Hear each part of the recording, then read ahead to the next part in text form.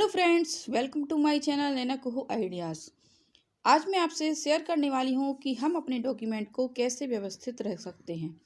चाहे वह बिल्स हो, गारंटी वारंटी कार्ड्स हो, मार्क लिस्ट हो, इंश्योरेंस के पेपर्स हो, बैंक की पासबुक हो, हमारे आईडी कार्ड्स हो या फिर कोई भी मेडिकल रिपोर्ट्स या फिर अन्य कोई ज़रूरी डॉक्यूमेंट। तो इन डॉक्यूमेंट्स को व्यवस्थित रखना बहुत ज़रूरी है। अर्जेंटली अगर हमें किसी डॉक्यूमेंट को ज़रूरत पड़ती है तो हम उन्हें तुरंत ही निकाल पाएँ, यहाँ वहाँ में ढूंढने की ज़रूरत ना पड़े। डॉक्यूमेंट को व्यवस्थित रखने के लिए सबसे ज़्यादा ज़रूरी चीज़ है ये फाइल्स। तो मार्केट में अलग अलग प्रकार की डॉक्यूमेंट्स फाइल मिलती हैं। आप अपनी चॉइस से कोई सी भी खरीद सकते हैं। मैं आपको रिकमेंड करूँगी कि इस तरह की जिप वाली और ये फ्लिप वाली फ़ाइल आप ख़रीदें।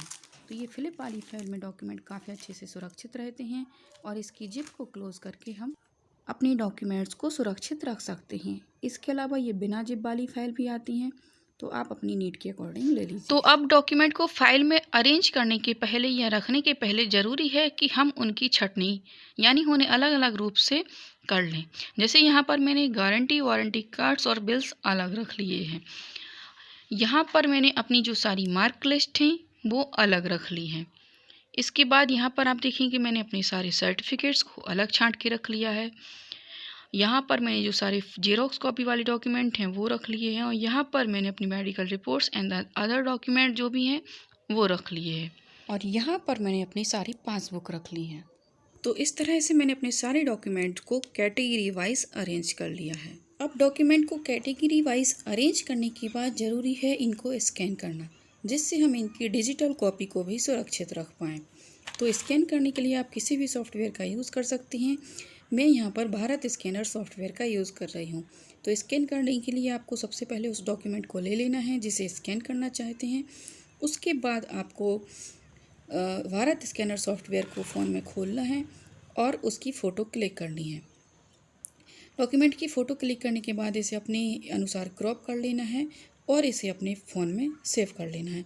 इस तरह से आप अपने डॉक्यूमेंट को स्कैन कर पाएंगे और इसे फिर आप पेन ड्राइव, मेमोरी कार्ड या फिर अपने लैपटॉप में जहाँ भी आप इसे सेव करना चाहें कर सकती हैं।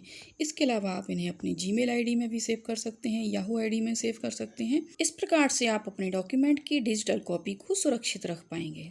अब मैं डॉक्यूमेंट्स को फाइल में अरेंज करने वाली हूँ। तो इस तरह का जो आइडेंटिटी कार्ड के लिए आप इसमें फाइल में देख रहे हैं, यहाँ पर मैंने ये पिंक कलर के पेपर से ये कुछ कटिंग कर ली हैं इसी के नाप की, जिन पर मैंने अलग अलग रूप से मार्किंग कर ली है कि mark list, bills, certificate, photocopies, medical and other document. और अब मैं इन सभी स्लिप्स को फाइल्स में लगा रही हूँ, जैसे medical and other document, certificate, photocopies, bills and mark list. तो इस तरह से सभी फाइल्स में मैंने ये स्लिप्स को लगा लिया है। अब मैं इनमें डॉक्यूमेंट को अरेंज कर रही हूँ।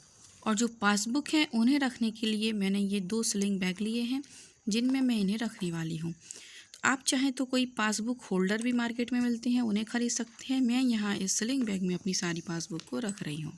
इस प्रकार से मैंने अपने सभी डॉक्यूमेंट्स की हार्ड कॉपी यानी ओरिजिनल कॉपी और सॉफ्ट कॉपी यानी डिजिटल कॉपी को अरेंज कर लिया है।